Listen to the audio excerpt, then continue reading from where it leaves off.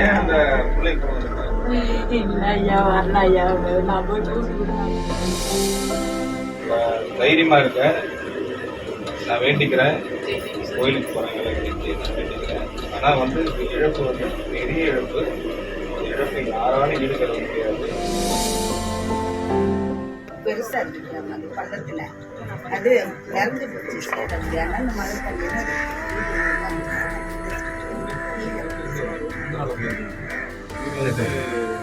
அந்த மழை கொஞ்சம் இன்னொரு ஹோட்டலில் போயிட்டு ஒரு மாதிரி வந்திருக்கு. எனக்கு கரையில் ஆமாம் கரையில் அனுப்புங்க அப்படின்னு சொன்னாங்க.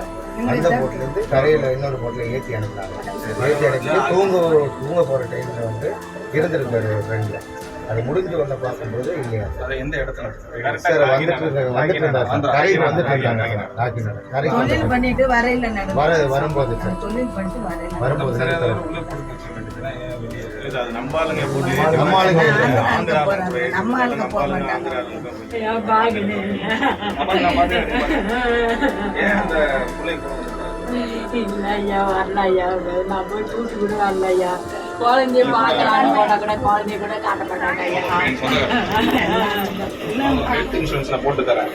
உங்களுக்கு எதாக இருந்தாலும் நம்ம ஹாஸ்பிட்டல் தனியார் காலேஜ் அதெல்லாம் நான் பண்ணி தரேன்.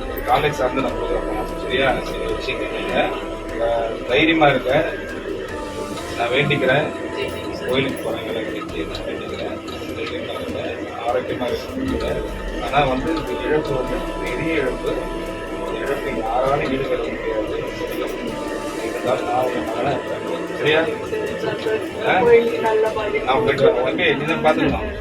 சரியா நீ பொறுப்பா இருக்கணும். நீ கொஞ்சம் பார்த்து போகணும். நீ பாட்டுக்கு அவசரப்பட்டு